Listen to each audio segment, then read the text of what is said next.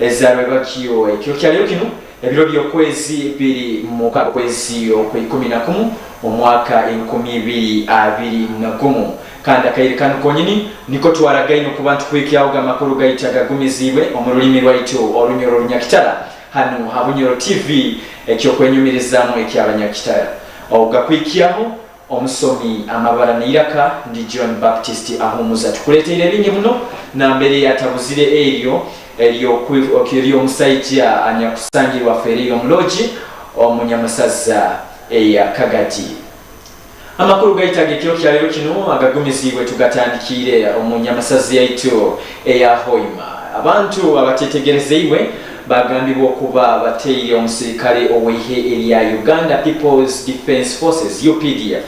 Obono ni bamuterera omubara kandi bamalira bamwisire ekiro ekinyapukesi zekyaliro kino ono bino byona bigwireho omukyaro ekya Kigorobya iyo kubanza Kigorobya Town Council omunyamasaza eya Hoima anyakwisirwe ayitegerezeiwe nka Joseph Magola anyakubaire nalinda ebintu ebya kampuni ekombeka oluguudo olwa Kigorobya Bulisa omunyamasaza nyine eya Hoima. Polisi hariho abantu abakozi abibareno enyakwetegerezeiwe nka Travelers Inn and Restaurant abekwasire okuba ne bagikonyeraho okukola okutolereza. Leka tulole ebisingire hawo. Omusirikale anyakwisirwe abaire nalinda ebintu ebye kampuni erukukora oruguudo olwa Hoima Kigorobya Bulisa.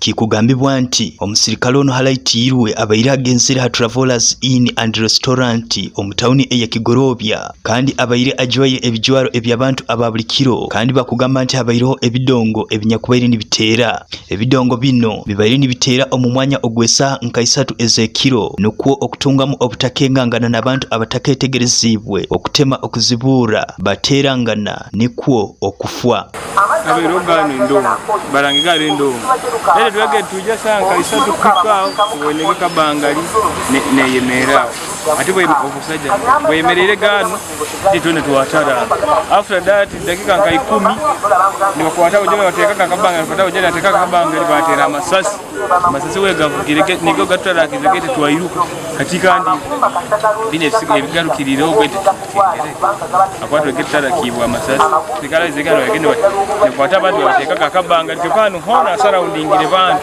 akabantu indungu begimanyire ngohanera kale ekiro wabaddewo ekiro wabaddewo okujagalala akajagala akamaanyi kati abavubuka nga bakola effujjo wano ku Travelers abasirikale bazza okubagambako ne bagezaako kale okumwanya siganya ne babigambo ne mukavungana ako ne bakuba omusirikale bamukuba ejjinja.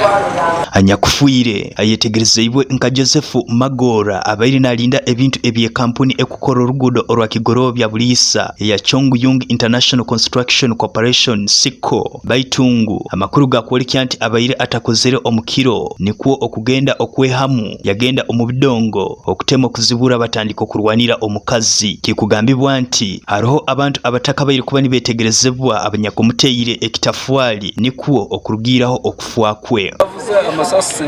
Amasasi emirundi nga 8 nga gavugira wano kumacha kiro sawa 4 z'ekiro yaberedde gamaze okuvuga abavubuka ne bakyankalana nnyo kale nyina nabyo nalikodinze kuno naye abavubuka nga boogera nti ngenda kugira simanya tutemugenda kubera simanya temukulemesa bidongo temukola ki mu kichoka kyange hawerweho obwire bwa saha nka 3 obwekiro mberegenda ahantu halimbyamire mu kyaro banterere simu bagamba kichoka kyawo halimu ekizibe kigwiremu nyakaguza kiki bangamba hari omuntu obayisire nyagamba aitirwenka nga Travelers ba nyagamba kandi obwire obu bamuyisire bata baba muteire bamuyita kati nyo kaire nyikyakara ninja hairwaro bangambire ko umurambo gura hairwaro nkere nyikakara ninja hairwaro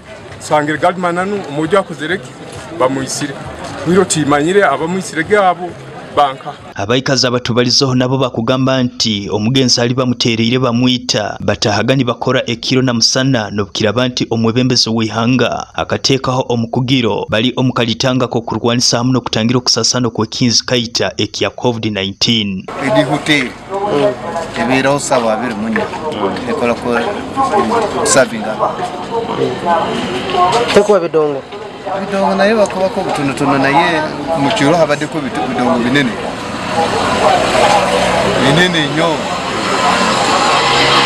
siya ya hotel kumbera naye byade ko ya bidongo byonyine tekala ubaberanga bakuba ndongo zabo tebaye 24 hours baberanga bakuba ndongo byatandisa kusawanga 10 hanyuma eye kikorwa kino abasirikale abapolisi bakwatanize n'abasirikale abehe eya UPDF bakora potoro okwetorora etauni eya Kigorovya kandi okutema kuzibura bakuwasire abakozi abakwikira kimu batano aba Travelers Inn and Restaurant hamwe n'abandi abakwikira kimu mukaga abo abanyakusangirwa omubara nibagenda maiso no kugwemamira. It is arranged that the deceased together with other people they were in a bar by the names of Travelers Bar and Guest in Kigorovya while having drinks at around 10:30 in the night. So when we got intelligence report, a team of force moved to Kigorovya, that is to reinforce the local police of Kigorovya. They cited one of their colleagues who was drinking with them.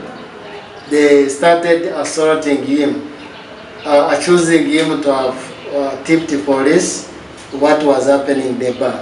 So they assaulted him, hit him badly on the head.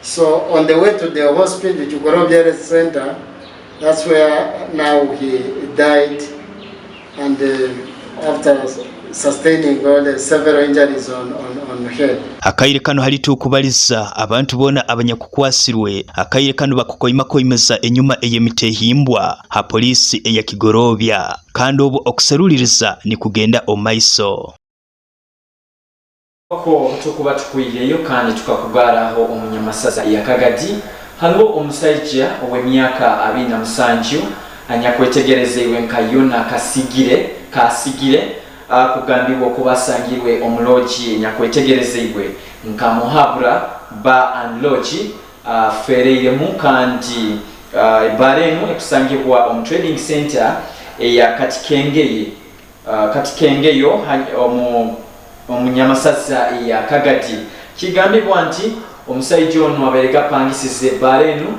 olundi lodge okurura nti ya yesemezamu hamu n'omugonze bwawe owaheru leka tulole ebisingire hawo. Yona Kasigire ali mwikazo wakagugo mwibohore lya Nyakarongo mwasangirwa fereiro muloje manyirwe nkamuhabura ba and lodge kusangirwa mu trading center ya Katikengeyo munyamasazi ya Kagadi hanyuma yo kupangisa kasika ko kwesemereza muno mugonze bwawo waheru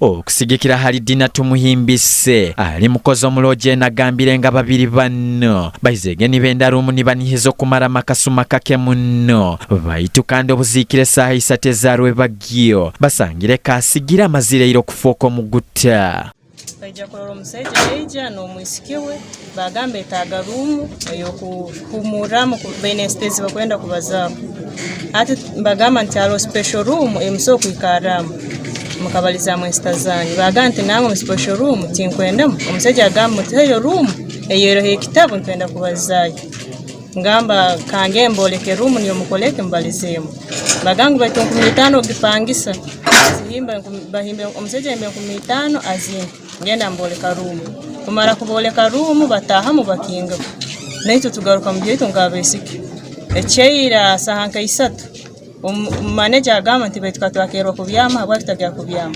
muganji kandi bali abatahira mu room kwere barugiye manager agiye ato bwagiyeyo agamba ngo omusajja no warumu wenko mukasitaro aganga hatono omusajja katakuba kuruga mu ruumu kandi twaja kubyama tukole tuta naye mugamba ntitera boss omugambi twaja kubyama kandi omusajja wali mu ruumu takwenda kukora kurugamu agitera boss esima mara kumutera boss amugamba nti mwimu kyarugamu akomara mara king ogo nanararamu naba nashashule nasasura sente zokuraramu ezanaita boss wawaga manager agamba ngo boss omusajja yange kurugamu iwe ijokoleki obaze nawe boss wano ko kwijja kweka asanga omusajja takwetengisa boss ayiruka aja mwanasi nahakiraho nasi kwijja asanga omusajja omuntu Wilberforce Asimwe ali mukama w'ekichweka kinagambire nga hanyume y'okutunga amakuru gano emukire mu bwangu yamanyisa poliisi hamu n'abakikukwataho nuko basobola okuba nibakola okutolereza handugire ya bino byonna kozere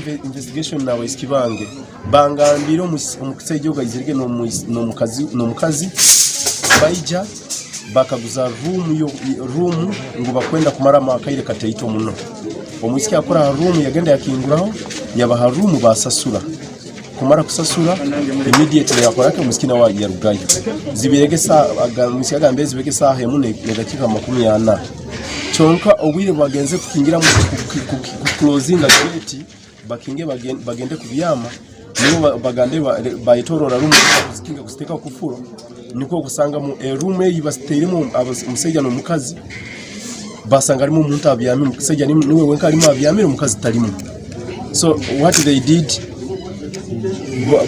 bamukwataho omuntu takwehindura niko gwentererasi babebembeza beibohorerya Nyakarongo basabira abantu obutayikarani benagiriza no kuyikarani bafaayo muno okumanya habi kukwata abwomezi bwabo nuko behale bigwerereza inka bino abantu kumanyira abantu kwekebeza gendwa akaro omuntu kuja ko mubara akoze omuntu eno byo kumutalibanisha from the genetic history lekebeza ko nanka buruire sha kumanya ubundi bane ka pressure ubundi ene buruire ubundi mutalibanize so kati abantu kumanyago komese weitu cyari bomeze kwekebeza na examinations omukaire tukwatire mama kurugano police yakagade baire maziro kubane hika kichweka kino kandi omutumbi gutwairwe hairwali lya Kagadi General Hospital okugwekebe jaho niko hanyuma bagukwasaba Oluganda kule bituma banziro mutumbi twatweka kuchebere bakutwara postmortem ndeni bafunana omukazi wabira bina ukoganya kuvunana wa road ninjire bakitali mu magezi nangwa n'umukazi nawe kitayita n'umushango namba zitayina mushango omugenzi alekera omukazi omukanya kwina abana basatu kandi waheranya kukwasira ogwati bambo ina mulekere n'omwana omu omukasuma k'emyezi 4 abantu abakwikira kimu basatu niba bakafo mulingo gutaketegerezeibwe omwibohorerya Nyakarongo munyamasazi ya Kagadi bino bibaire byakyalisa gaba bwa Bunyoro TV agagumizibwe nka Bunyoro TV tukusaba mukama Ruhanga emyoyo y'abagenzi agiye umuzombo singe kandi nabeka abezaba abanyakurugiro abanyakufereyo mukama asobolo kuba nazigomya uko butukuba tukuyireyo kandi tukakugaraho omunyamasaza ya Kienjojo ekitongole kinyakumanyiwe nka ebunde kinyakwetegereza ibenka United States Agency for International Development omugufu ekimanyiwe nka USAID kisoboyiro kuba nikihaye ebikwato ebyokulwanisa kinzi kaita ekia COVID-19 eriemu gorundi guli gumu ko mulingo ogwokulwanisa ekinzi kaita ekia COVID-19 hali eirwaro eria Kienjojo General Hospital ebimu hali binyakuhaiwe hali eirwaro lino niyo hali boxi kienda na musanju eza gloves ebidomora ebikwikira kimu ebikumi 355 ukokoro runana 18 oteyoho nebikwate ebindi leka tule ebisingire ha ekitongole kya United Nations for International Development USAID kihaire yabikwate ebyokulwanisa kinzi kaite kya COVID-19 hale irwali lya Kienjojo General Hospital n'abaliza omukolo gw'okuhaya ebikwato bino Habati Mugumya okuruga mu kitongole kya USAID ayolekeza omulingo bahayireyo box 97 za gloves ebidomola 355 obukokolo 818 oteireho n'ebindi. Boxes, they are 97. Clinical disposable masks, they are 40 packs of 50 pieces. Okay. Liquid soap, they are 355 jerrycans. 20 liters. Okay. Pocket sanitizers for you smart people and the others. There are 10 cartons. Desk sanitizers for your offices and in your cars and for the health workers at the health facility. There are 7 cartons. And then the branded masks which are cloth, they are 818. Ono ayetomboisire na hakweyongero kw'abaana b'obwisiki abakutwalinda abatakayikire na muno mu kaira ka COVID-19 kandi bino byona yabisibahala abazaire abatakufaayo okulolera abaana baabo. So all of us parents who have always been proud that we are very good at parenting, what has happened when schools have closed and we cannot protect our children when they are at home?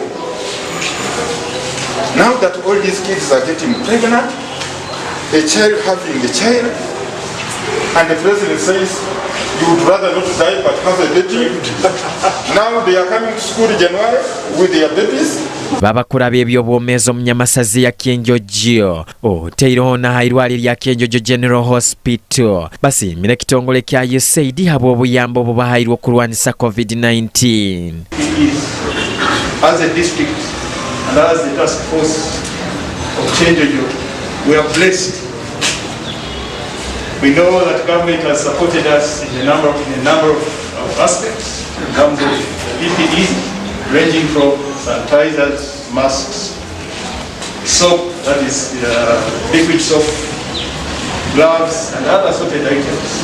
However, these are a drop in the ocean because the rate and the amount of utilization, especially at hospitals and the lower centers, is quite high. I don't want to speak much because it's not actually the speech there, but I wanted to appreciate, especially the training of health workers. You have really trained our health workers in all levels. Chairman w'entebe ya kataano habwe Nyamasazi ya Kyenjojo Gilbert Rubaiha yeyolekeza omulingo haro obwetaago bw'amaanyi obw'okufahala omwana ow'obwojo nk'okukirihala omwana ow'obwisiki n'okwenteekaniza z'okutangira oluzaalo ziirukanizibwe kurungi. Family planning will not work effectively if we don't involve the men fully. Actually, all these programs will not work effectively if we don't involve the boys also. So actually it's high time that we refocus that most programs are women oriented, women. Now actually we should move and be balanced, men. Uwe Aradiso wa Kyenjojo Eliasto akatuhebwa asabira abadakitari ab'Enyamasazi ya Kyenjojo kukozesa kurunga ebikwato bino kandi wena rasangibwa n'abitunda ija kuba nakwatibwa. Now ebintu ebitwatunga Nyonka chairman wa security binyenda ngo mbamanyise abantu ba Kyenjojo kugira ngo DHO medical superintendent na administrator wa hospital ebintu ebikwenda kukoresebwa mu buryo bubi. Omuntu wena aragezeho gukoresha ebintu ebikubi kubuguza ninga kubyiba omuntu okwenda kureba bamukwana. Bibaire byatumuramye taddewo habwa Bunyoro TV agagumizibwe. Edakika ziri 20 zirabira saa yaitu esaaza itu isateza rwagyo kandi oli mulozi mulungi omulozi owa Bunyoro TV ekyokwenyumirizamu ekyabanyakitala okuba n'okyali hamu naito okurugali tutandikire amakuru gaitagagumizibwe okuyika akaire kano kenyini. Akaire kano ikiriza tusobole okuba nitugendaho omukahumula kake tukoloho esente ez'abakama baitu tugaruke n'ekicuka kyaitu eky'omulundo gwa kabiri tugamba nti ikarawo Habunyoro TV.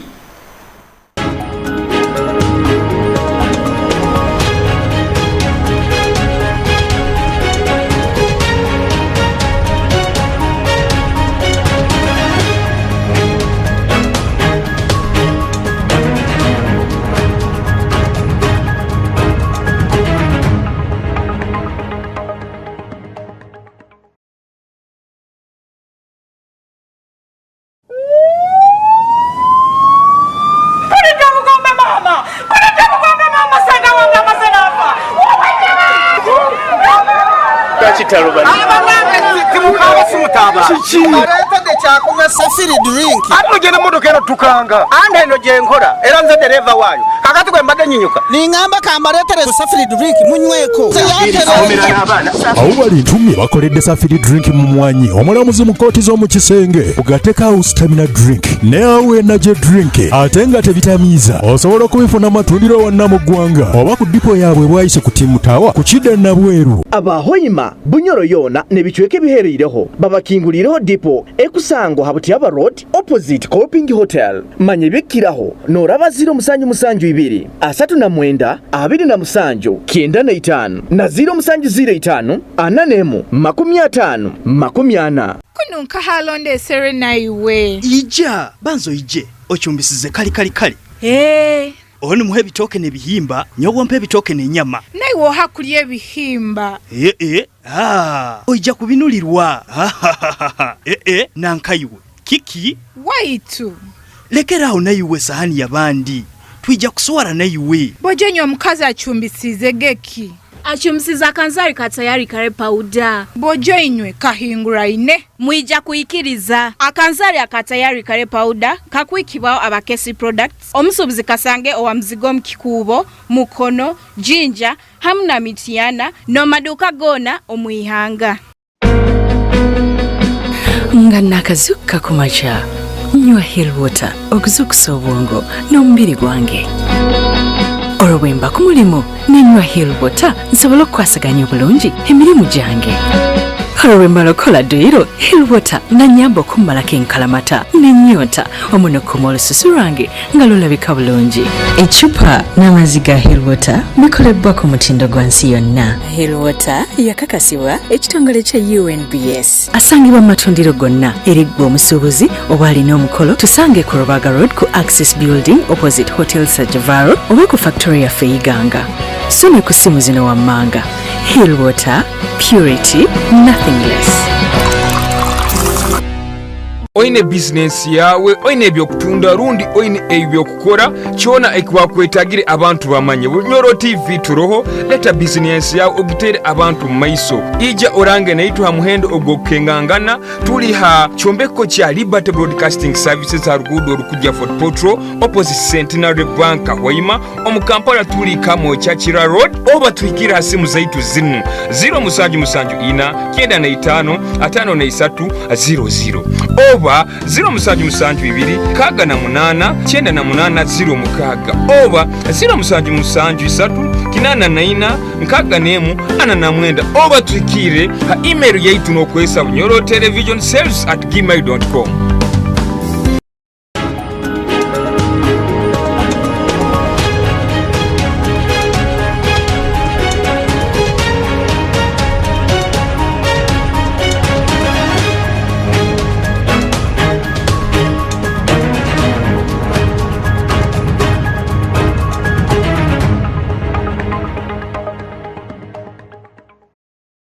waitu omulungi omulozi owa Bunyoro TV ekyokwenyumirizamu ekyabanyakitala tukutangirayo omukawumula kakako kandi akayirikano tulo mu kichweka kyaitu ekyomulundo gwa kabiri ekyamakuru gaitu agagumizibwe kino tukitandikire n'amakuru gaitu agenda kuruga omunyamasaza ya Kikube. Omunyamasaza ya Kikube haroho omwisiki omwana w'obwisiko w'emyaka 10 akugambibwa okuba teirwe enkuba kandi yafeeraho bukaraga bo abasatu ababaire nabo hali tukubaliza kaire kano barabibwe kubi kandi bari omwirwaro bakutunga obujanjabi. Amahano gano gagwireho omukiyalo ekinyakwetegerezebwe nka Mayirwe omuruka ogwa Bugambe omunyamasaza eya Kikube. Reka turole ebikusinga haho omusaki waitu w'amakuru ebyatuleteire. Omwisiki omu ow'emyaka 10 ey'obukuru niwe anyakwisirwe enkuba, abandi basatu basigara batungire ebihuta ebyamaani kandi akaire kano bakutunga obujanjabi omwirwaro.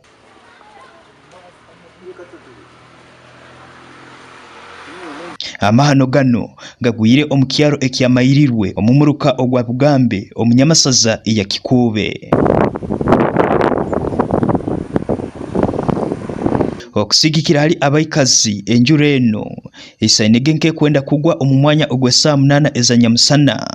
Nikwo omugenzi hamwe n'abagenzi be bandi basatu ababaire nibalinda omusiri ogw'omuceeri okucwamu okwigama enjura eno hansi eyo muyembe etandikirege okutonyerera mpora mpora. Mbere baterirwe enkuba babaye beyigambira mutihano babaye bali mukulye kya musana enkuba ezeyabateera nibo defense wange wanteere simu twayangu abwangu bonto basangire hano ogwo mwana nyakufuire abaira abyamira nyina waye abyamire hali na ndo mukazi aneti wali hali then akana akawatrase kukabaye kali kuli bona buli muntu abyamire bagwire nibo twabahimba twayimbano gwa nyakufuire twabateka bona na bala abalwayi twabateka amapikipiki twakikube mu Irwaro saa zino mbere bakujanjabirwa twayimbano go karungi nyakufuire twamugarura omuka kuiko omuka nibo bagamba ngwa kusana ina mwaka kutera katito twamuteka omutoka twamutwa mu Irwaro Boma omuncha mu Irwaro abadaktari bamurangira kuba afuire ira. Baikazi batugambire nti hanyuma eyakijura kinu okutonyerera harabiroho edakika nke muno nikwo okuhura nti abagenzi babo bateyiwe enkuba kandi omuyafueraho bukaraga.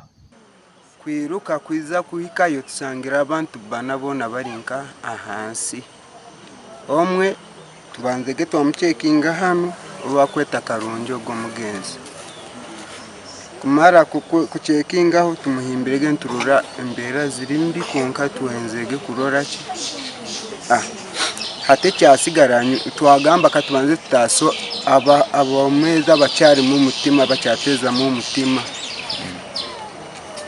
niho mbanzege jeni amina aneti namutwaranka bamutwara nanka na pikipiki bukumutwara mu igwaliro hakurato tugume hakurato nanka turase umwana wayi none omugenzi aniwase nikiweka nibo defense wange Martin anteresim agamba yangu abwangu kuno amusiri enkubeteira abantu bana aho nawo nyafune pikipiki na abantu banda babayiro bafune pikipiki twaija twavuga twahika amusiri twasanga enkuba kiri kyamanaleteire abantu bana eteire Trase mwara wa Robert yatera Anit Tugume mama wo mugenzi ngo mwana nyakufuire bayimamweta Karungi Essence mwara wa Robert then yatera na omusikyondi bayimamweta Anit Tugume ngo mwara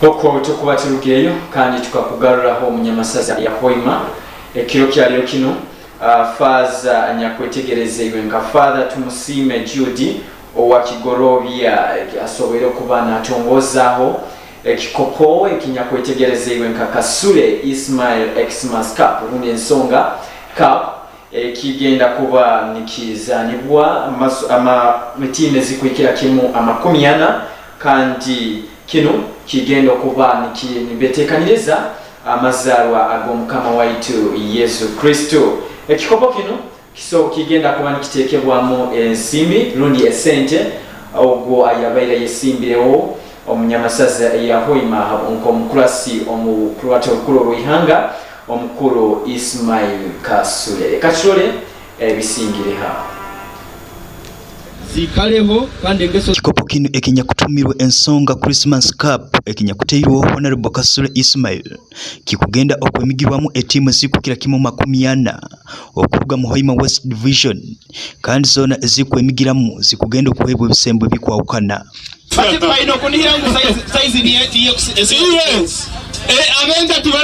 Ekikopo kino kitongozebwa kiro kino omu butongole Father Tumusime Jude owa Kigorobya aho hakisa ekya Karongo Church of Uganda. Tournament yenu etandike omwibale isitwe nerya mwana nerya moyo mwikirire.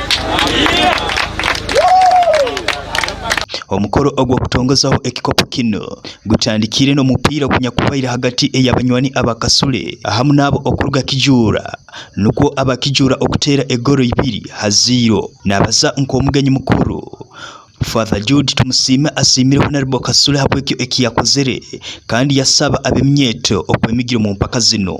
Tournament yenu ntireka tugijumbira tugihereze akayire katurakabaga tumanyisiwe reka tube abisahe byaitu enkurakura netandikira omungonzi no kweterana hanyuma mtukora hamu nkumalira ninsima enganjani za Kasule mwebale kumugonza Kasule muti tukugonza kandi tujja kuongera kugonza naitwe Honorable Kasule Ismail akugamba kino tikirimu ebya polipo baitu akikozera ali hamuramwa ogwo kwimukia ebisembo ebyabe minyeto abayingi bakaendaga ekopo kino kiri ya politics ekopo kino kiri ya politics ekopo kino tukutoza kuongongya ekitugambire nurturing talent omukichoka kya itukine kya Hoima West habo kuba basigazi twija ntubakozesa mbwire bwa politics mbonka butumara ntugenda nitugaruka myaka 5 baite tugamba bintu kye bitukusa kutandika kukora itwena tujja kuruga mupira tugaruke no gamba omukurakuraniza tuta hano noho asimbire amakanda yasaba abemyeto abakugenda kwemigira mu mpaka zino okura nti baba abengeso kandi bakuraganira hamo nkabazani buli team tugenda giho mpira so nkotaga bayiraba nga Honorable Bone nkwagambire leka tube bengeso leko mpira gunu tukutekemu ekitinisa ompira guno gwizire kututeraniza aba NRM aba FDC aba ANT aba NUP itwena tuli kintu kimu tuli bana ba Hoima West tuli bana bensonga erege ensonga niyo tugenda kurubatiraho okura nti mtu aterekereza kichoka kyaitu so ebindi tujja kuba tubibaza omu mipira ndegenda kuba negarukawo tujja kuba ntujjo mipira egyo baitu kubasaba mugendo maiso no gihagire abantu okuruga mu timu ezikwawukana abakugenda kwemigira omumpaka zino nabo bayina ebibatugambiriho kandi buli muntu nayisunga okutuwara ekikopo kibere kintu kirungi muno kandi abahoima West mwesimire mwino omuntu akubagonza kandi omusigazi nyakiyanyu takwenda abasigazi bonka kwenda n'abakuru bali bayijukiranize ompira gubazanaga kuruga enyuma ompira guno gunyumira buli muntu tigugira muntu tigusosora kuruga hansi mpaka haiguru ili tuwenka abantu kutwarugwaine tuwagamba no Kasule wamerire muno nchekinjo ngakino tukisangika bikize sacrifice Kasule ya haile yakwata akasenteke akwa mu position tugira sente baita kwasira katitoka ina ya yerumya yatahe mipira yateka ekikopo yateka hente yatahe mbuzi nebisembo bingi abantu ba Hoima West ebangire kandi kikomuni ya kiwaire twale kopo kino wetekanize kati abujura bondi niwo twakaize ntutera kutingona twabutya twaburabamu natuli bagumu tukandi training kandi tukya traininga nabasa imbona atibona bali mukambu training nteno mwaka gwa hoire kabaho ntimanya kurungi baitu yabamuga wodis kyongaro twenu ekire kimuha muntu ohalevo ya hansi muno mwana ohanse hakyaro na wereka imukie talent yaye so Honorable tukumusima muno kano kuba no obutuko batugarukiroho omunyamasaza ya Kinjojo bo abakansalas okuruga omunyamasaza enu bali mukwerarikiro kwa mani muno abo kweyongera okobusumo bwente oteiroho n'abantu abakutwaye ebiragiro omungalo abakansalas bano okubaza bino byona babaire bali omurukurato olw'enyamasaza olwenyakwikalizibwe district speaker ow'enyamasaza eno eya Kinjojo Honorable Ronald Karamaki omurukurato luno lwenyini habairemu n'abakurasi ab'olukurato rw'ihanga okuruga omunyamasaza ya Kinjojo. Ekatole ebisingiraho. Abakansalas okuruga omunyamasaza eya Kinjojo bali omukweraliikirira okw'amaanyi habw'okweyongera okw'obusuma obw'ente oteireho n'okutwalira ebiragiro omungaro omunyamasaza eya Kinjojo. Banu okubaza binu byona babaire omulukurato olw'enyamasaza olwikalizibwe sipiika ow'enyamasaza Honorable Ronald Karamagi. Banu bakugamba ngu abantu baingi abayibirweho ebisoro byabo amapikipiki hamu n'ebintu ebindi kandi abasuma bana nibo bakafeera omubikorwa ebyokutwalira ebiragiro omungaro omukasumi ak'emyezi 2 omunyamasaza eno. Okusigikira hali kansala omukyala ow'enyamasaza Ruth Kezabu okuruga omukigoyera sub-county agambire ngu kirikiena ku munongu polisi etaisura abantu banu abakuteberezebwa habwema ekintu ekyongeire ekizibu ky'amaani omubantu. In the sub-county, left-handed, left-completed. The people have been given bonds. They are out there in the villages mocking at people whom they have made injuries with themselves on their bodies. Animals which are taken there have license, have letters, because they may come on my farm, they steal there and then, they take it to the butcher and they slaughter it. Really, we are requesting this even during eating, so that everyone who is slaughtering to have a proof of ownership, whether day, whether night. A dangerous issue in Mukongwa parish, whereby a goat was stolen at night, then the community had to gather, then the thief has to run, and the goat was recovered back to the owner. In the morning, the police intervened, wanting the goat. And when the leaders are there, they have solved the problem. So the community members had to refuse to release the goat to the police. Honorable Jane Ahaisibwe anyakuli kansala omukyala ow'abeminyeeto habw'enyamasaza eno asabire ab'ebyokwerinda okulwana bucweka ihembe okulolwa nti baakwata omukozi ow'ebbaala akunihirwa kuba yayisire Innocent Damboy omurubuga olwa Kinjojo esabiiti ehoire. On Friday, one damn young boy was killed here in town, I think in a bar or a lodge, and that issue is not talked and shown anywhere.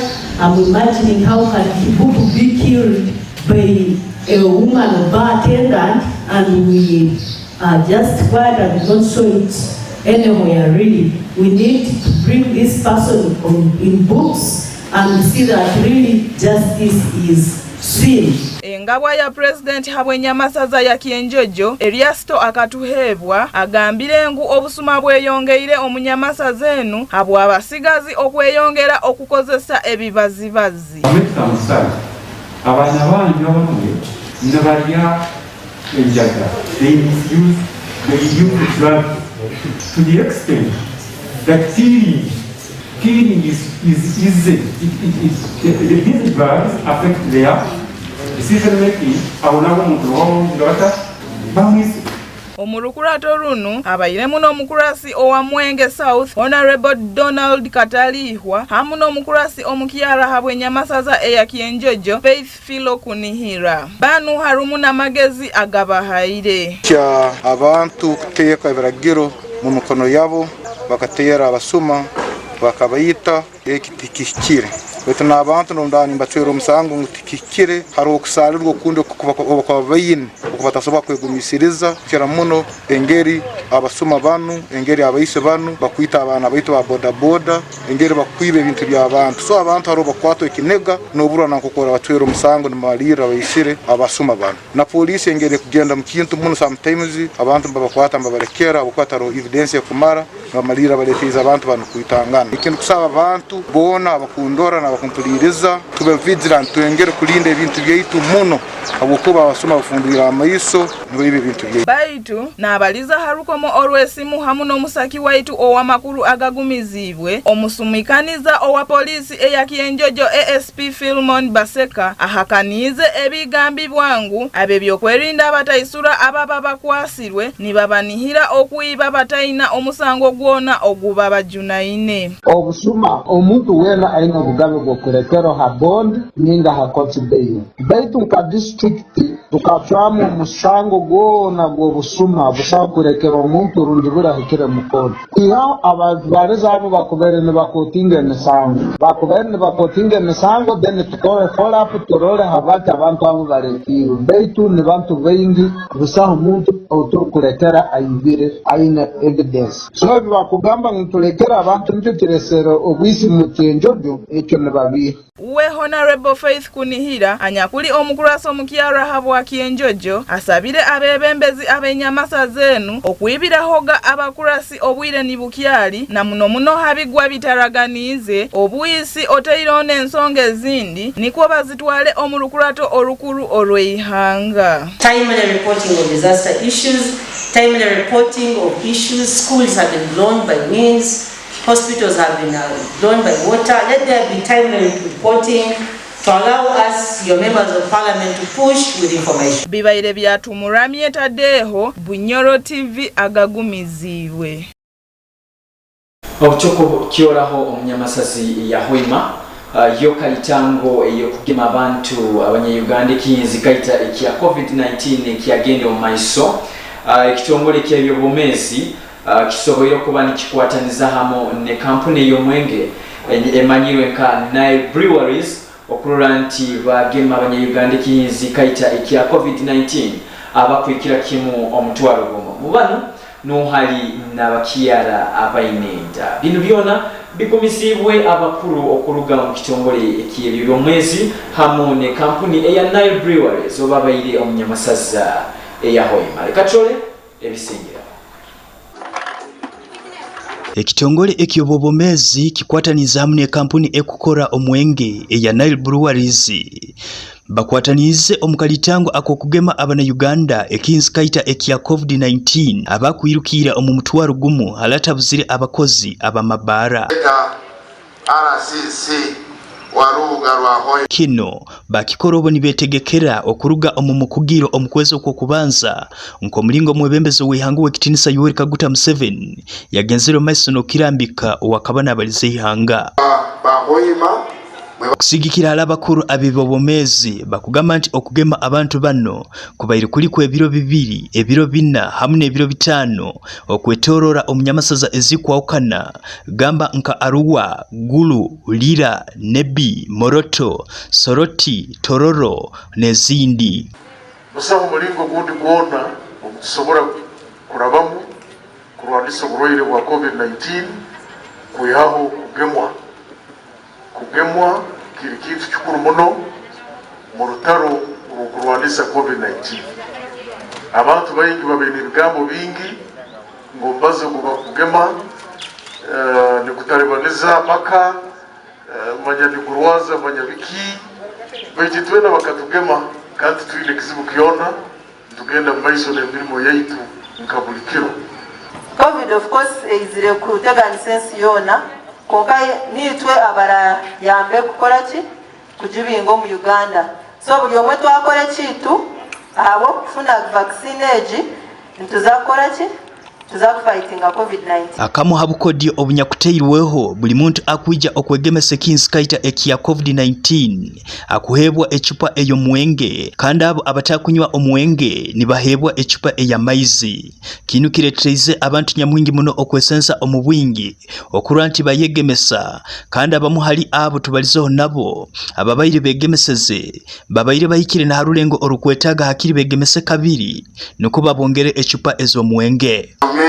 Zingi zikakinga economy baitu economy ekolebwa muntu ali mu mesi so inyo mwizire omukuru wa ihanga we natera abantu mukemwe no ihanga likingulwe enama bakakitekawo the target atulayikangira omukuru wa ihanga nabaja kuwuliriza kirongi ala sisi ali hano alodero kujumbira kwa abantu ba Hoima abajumbire muno ati na wakwana akola report omukamawe akuteka monti aba Hoima enambe kutema aiguru yonkurora kusaukizikiona bantu kubaterera muje mukole kibabageme kusaukizikiona mukugemo wakuna dozi yayo kubanza nogenda notekana nolinda akaire nikahiko kune dozi ya kabiri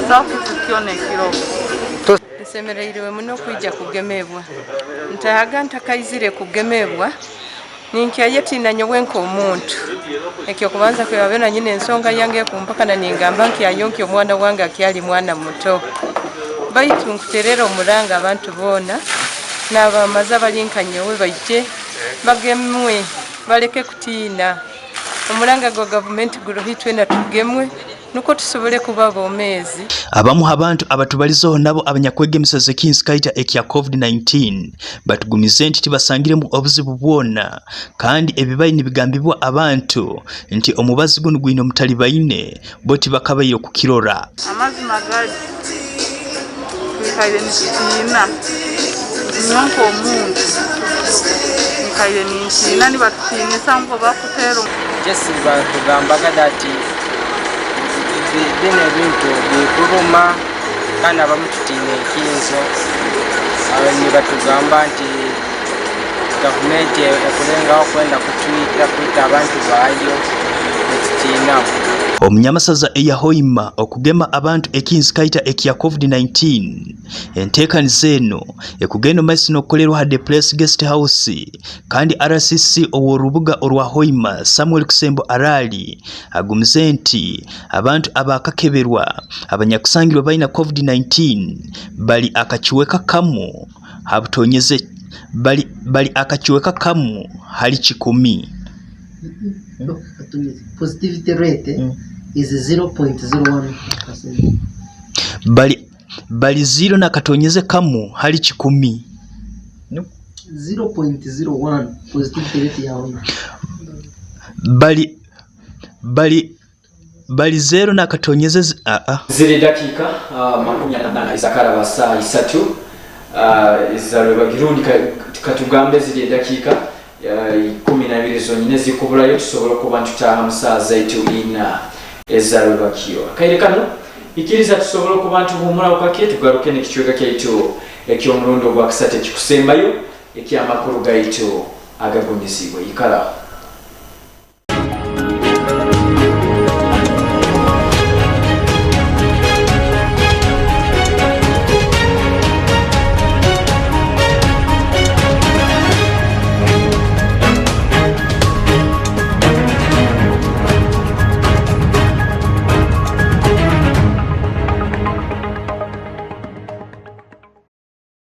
kuba turugireyo kukandi tukagenda mu kichweka kyaite ky'omulundo gwa kisatu kino tukitandikire omu aheru eyihanga omwihanga erya Niger abatemu lundi abaisi abanyakwina emundu bagambibwa okuba balumbire abantu omukyalo ekya South Western Niger baita abakeya bakwikira kimu 10 nomo leka tole ebisingire hawo abasaija abataketegerezibwe baina emundu bayisire abakeya 11 omukyalo ekya South West Niger na mberi abalwani b'emundu bakora emirimu yabu ekikosi ky'abarumbi bano kisazirohoga ekichweka mu konvoyi y'emotoka n'obugali munyamusana eyekiro kyaijo bagwanga naho n'abakeya ababayirege aheru y'ekyalo kya Dane hai hino mutano gwa mali abasaija bano bayisirege abantu 11 bahutaza omu kandi abantu 9 baburaho tibakumanya nebikuba kwatanaho hati okulwanagana kunu kumazire kuchuleramu ekikosi kinu kihambirizibwege okuhanika ebyokulwanisa obo ministry eyo byokwerinda mu Niger emazire kutaisura abasaija bayo abarayira n'abagufu omumwanya na haitaka busaho kikosi ekyakatwaire obujunanizibwa obwo obulumbagani bunu baitu kikugambibwa ekikosi kya ICC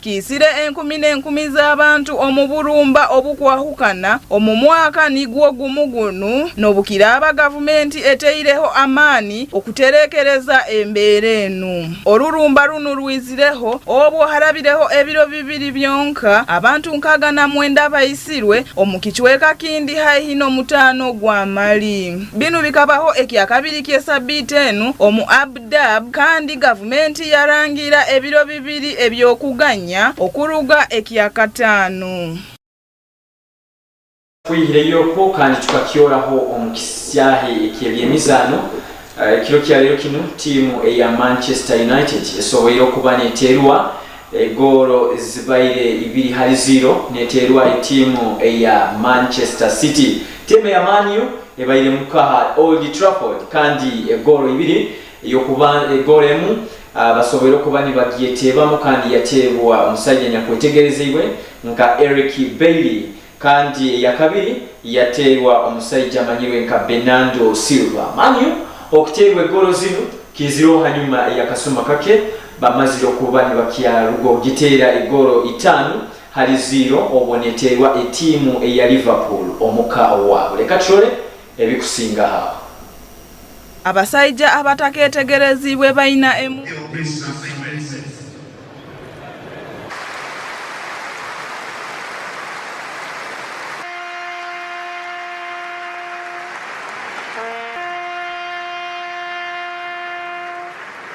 in the First World War, and also both in football and in wider society. Tremendous applause. What are you looking for today? Well, I think we've spoken a lot about United. Into Bernardo Silva, danger here from Manchester City. He's intercepted by Fred, but he's got to do better there. And once he's in the box, 3 players to his left-hand side, but that was an early day. Kyle Walker, Ronaldo's had another good week.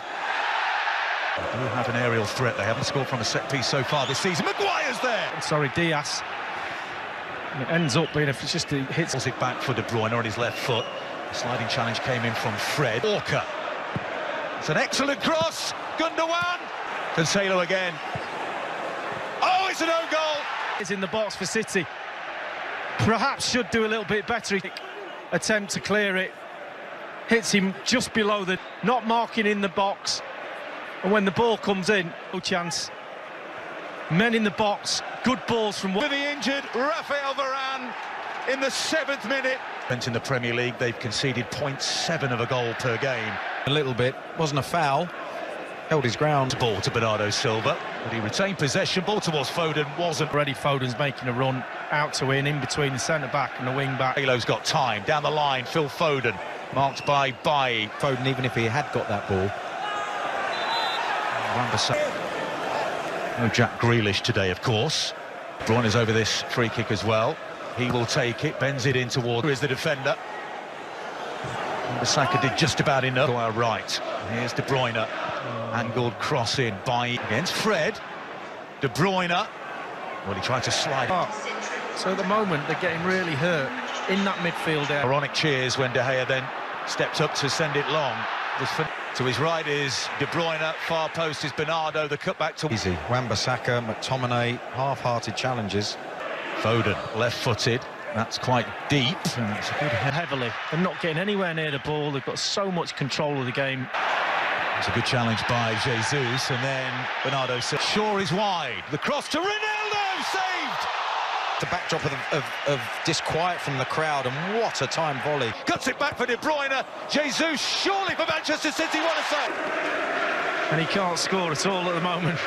Jesus gets his shot away, and what a save, just fling. David De Gea, once... Cancelo tees up the shot, takes it, it's a good one. Option in the end. I think he's got a...